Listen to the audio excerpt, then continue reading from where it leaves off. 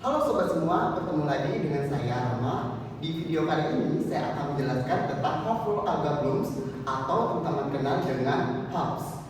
Di sini saya akan mempresentasikan dengan dua rekan saya. Yang pertama ada Aldi Bagaskara dan Risma Pramudita.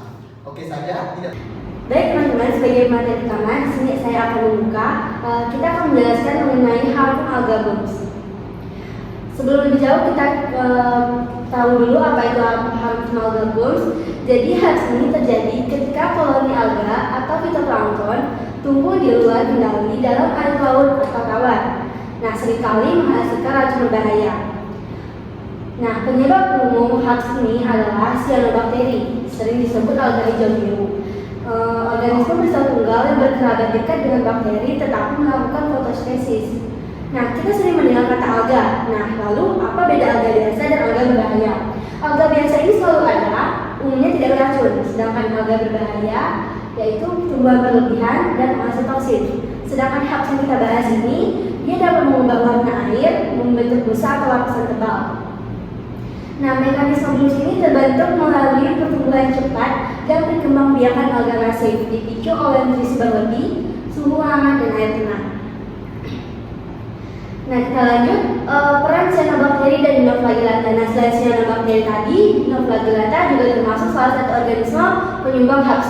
HABS disebabkan oleh beragam organisme termasuk fitoplankton, cyanobacteria dan dinoflagellata yang berperan sebagai produsen utama di ekosistem akuatik.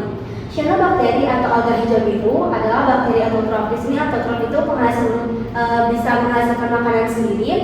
Sedangkan dinoflagellata adalah eukariota bersel tunggal, plankton laut atau air tawar.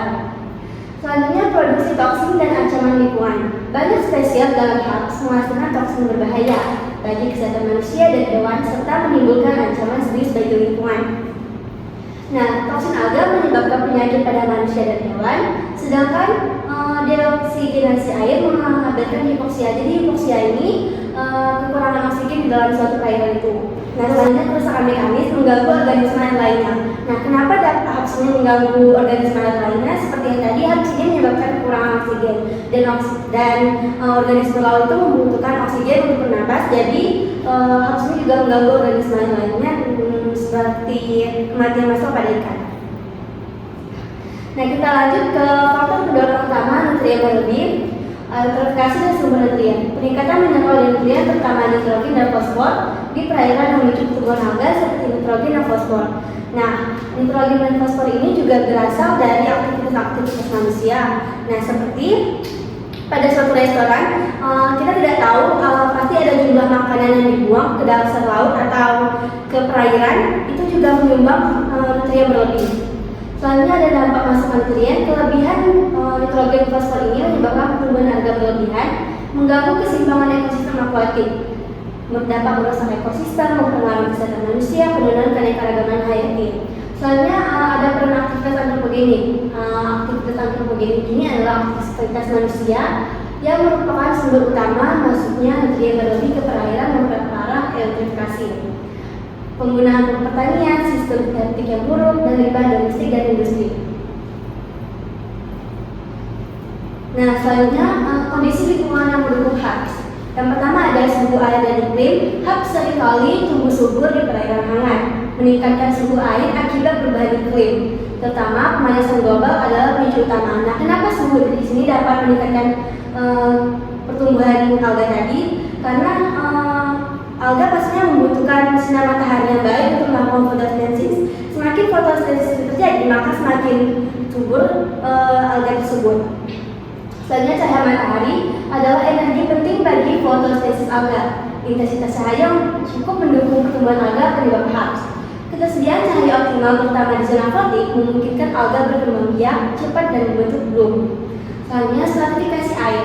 Stratifikasi air terjadi ketika lapisan air berbeda. Suhu atau salinitas tidak bercampur menciptakan kolam air stabil.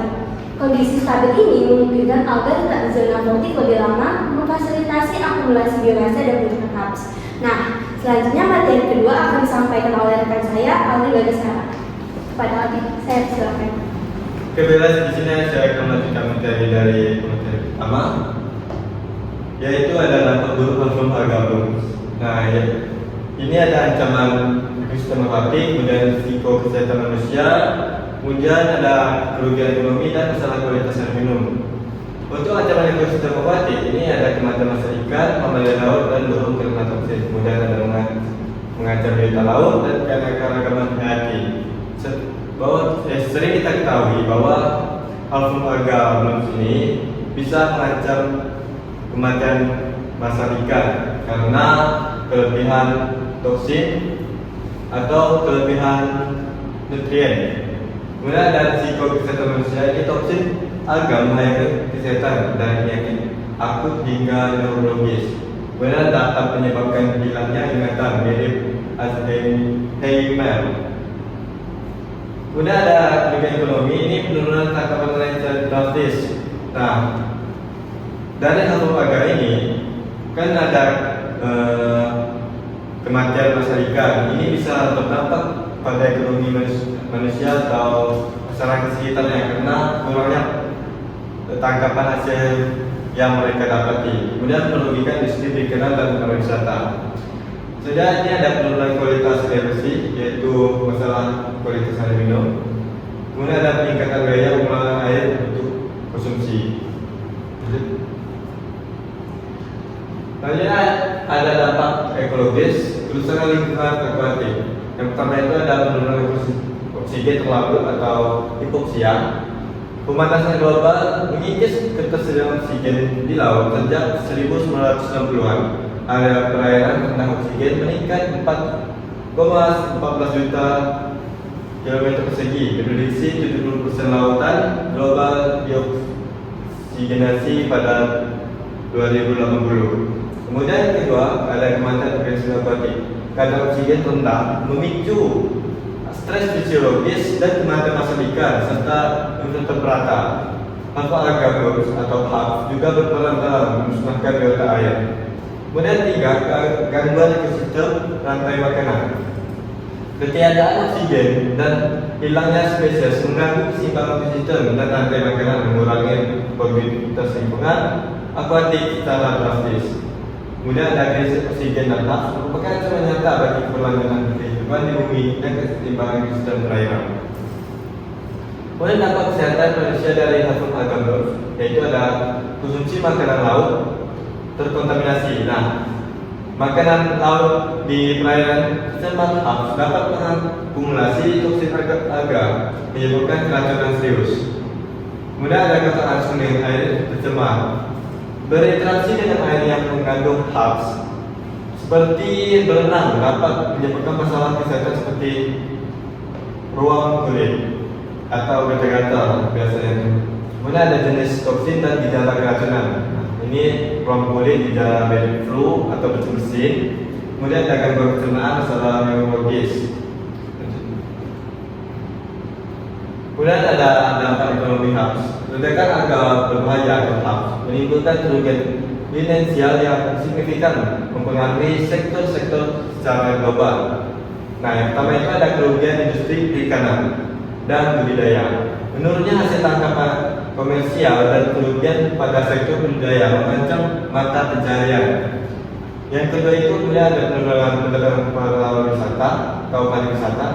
Penurunan dan gangguan aktivitas rekreasi air menyebabkan kerugian pendapatan yang signifikan. Kemudian yang ketiga ada biaya pengelolaan air minum dan kesehatan masyarakat. Nah, peningkatan biaya untuk pengelolaan air bersih dan risiko kesehatan publik akibat kontaminasi toksin. Kemudian ada meningkatnya alga blooms atau HAP. Itu semua diakibatkan karena meningkatnya nutrien. Efek dari HAP sendiri tidak hanya berdampak pada kehidupan biota, tetapi juga keberlangsungan hidup dari manusia. Efek HAPs dapat terjadi secara global dan distribusinya meningkat. Misalnya aktivitas budidaya meningkatkan limbah organik atau perubahan iklim jangka panjang dan translokasi. Alga blooms sendiri sering terjadi di daerah koral karena peningkatan nutrien cenderung berada di lokasi tersebut. Oke teman semuanya, tadi dua rekan saya sudah menjelaskan tentang apa itu HAP dan juga permasalahan yang ada. Dan pada saya, pemateri yang ketiga ini akan menjelaskan tentang pemantauan dan deteksi dini terhadap terhadap HAB atau strategi kita terhadap suatu dampak HAB tersebut. Sini saya dapat menjelaskan ada 3, yaitu strategi, yaitu teknologi satelit dan sensor jarak jauh. Yang kedua yaitu ada pengujian kualitas air di lapangan. Dan yang ketiga itu ada sistem peringatan dini dan peramanan. Yang mana kita dapat menjelaskan bahwa teknologi yang ada semakin berkembang sehingga untuk suatu dampak yaitu HAB atau bullying alga ini dapat diketahui. Jadi pertama itu berkaitan dengan teknologi satelit.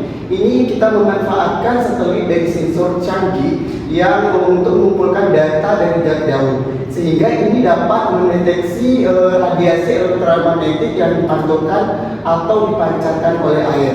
Untuk satelit ini kan kita sudah tahu bahwa beradanya di atas di permukaan bumi. Jadi untuk melihat bahwa suatu dampak atau permasalahan bumi aja ini itu dapat teratasi oleh si satelit tersebut. Lanjut kita ada tentang pengujian kualitas air di lapangan, yang mana itu ada pengambilan sampel air atau pengecekan. Yang kedua yaitu ada pengukuran parameter fisiologis kimia atau gabungan dari fisika dan kimia. Dan ketiga yaitu analisis mikroskopis alga. Jadi ketiga ini dapat kita menjadikan suatu acuan untuk mendeteksi bahwa suatu perairan ini terdampak bullying alga atau tidaknya. Selanjutnya kita ada pengujian kualitas air di lapangan melibatkan pemeriksaan visual seperti warna, bau, rasa, kekeruhan, sehingga ini dapat kita lihat dari organoptik serta penggunaan alat ukur seperti pH tabel, seperti pH meter, termometer, dan alat ukur TDS, parameter fisika seperti suhu, TDS, kekeruhan, dan kimia yang tadi saya jelaskan bahwa itu dapat diukur dari pH dan DO atau oksigen terlarut. Selanjutnya kita menjelaskan tentang sistem perairan dini atau peramalan. Ini teman-teman dapat melihat bahwa pengintegrasian data satelit di lapangan dan model prediksi untuk memperkirakan bahwa kemungkinan terjadinya HAB itu memungkinkan respon cepat dan mitigasi dampak terhadap masyarakat dan lingkungan. Oke, lanjut. Ini strategi penanggulangan pendekatan pencegahan. Yang pertama, kita mengurangi beban nutrien dari sumber. Ini menjelaskan bahwa mengurangi input nitrogen dan fosfor dari pertanian, perkotaan, dan industri dirancang berkelanjutan dengan minimalisasi ketinggalan nutrien ke perairan. Ketiga faktor ini seperti pertanian, industri itu cukup berdampak bagi suatu perairan, mana pertanian ini menggunakan pupuk-pupuk yang mengandung zat-zat kimia, sehingga dalam curah hujan yang cukup itu membawa zat tersebut mengalir dalam suatu perairan, itu menyebabkan bahwa perairan itu dalam keadaan tidak sehat. Lanjut kita dengan pengelolaan pertanian dan limbah, yaitu mengadakan praktik yang mana pertaniannya efisien seperti penggunaan pupuk lepas lambat sehingga dia dapat mengontrol dengan mengurangi penyucian nutrien dengan pengelolaan limbah yang tepat cegah kontaminasi. Sehingga yang ketiga yaitu restorasi dengan ekosistem akuatik. Ini yang mana kita dapat memulihkan habitat alami, lahan basah, vegetasi riparian, menyaring polutan, meningkatkan keadaan keragaman hayati, dukung ekosistem tanggung terhadap HAB. Lanjut. Ini ada beberapa inovasi dan teknologi yang baru dalam penanganannya. Yang pertama, teknologi berbasis tanaman. Yang kita ketahui bahwa pendekatan biologis mengatasi pertumbuhan alga berbahaya melalui pengelolaan nutrisi, yang mana fokus ini pada pengelolaan nutrisi, penyerapan fosfor berlebihan di perairan memicu perkembangan alga yang ada di suatu perairan tersebut. Yang pertama, pengelolaan nutrisi alami, lebih fokusnya itu ekorestorasi di suatu perairan. Lanjut yaitu metode kontrol berkelanjutan, yang mana inovasi teknologi mitigasi HAB, pemulihan ekosistem perairan dengan pengelolaan nutrisi, yang mana implementasi strategi berkelanjutan demi meningkatkan efisiensi dan kualitas, yang mana inovasi teknologi mitigasi HAB, pemulihan ekosistem perairan, konservasi keanekaragaman hayati, dan restorasi habitat. Ini poin-poin penting yang harus kita perhatikan dalam menjaga suatu perairan itu dalam keadaan tidak terganggu oleh ancaman dari bullying alga tersebut. Yang selanjutnya ada penelitian dan kolaborasi global, yang mana sini dapat menjelaskan bahwa penelitian mendesak di seluruh dunia diperlukan untuk mengatasi ancaman alga berbahaya, melibatkan studi interdisipliner dan kerjasama internasional untuk solusi kompresif. Yang mana ini tentang studi lintas negara, pendekatan interdisipliner dan kemitraan internasional. Lanjut, terakhir, ini kesimpulan dari pemateri yang kami jelaskan, yang mana Hafo-alga atau sering disebut dengan HABS adalah pertumbuhan alga berlebihan di perairan yang menghasilkan racun berbahaya dengan siantoksin, terutama disebabkan oleh pupuk pertanian, limbah, dan dipengaruhi oleh pemanasan global dan stratifikasi air.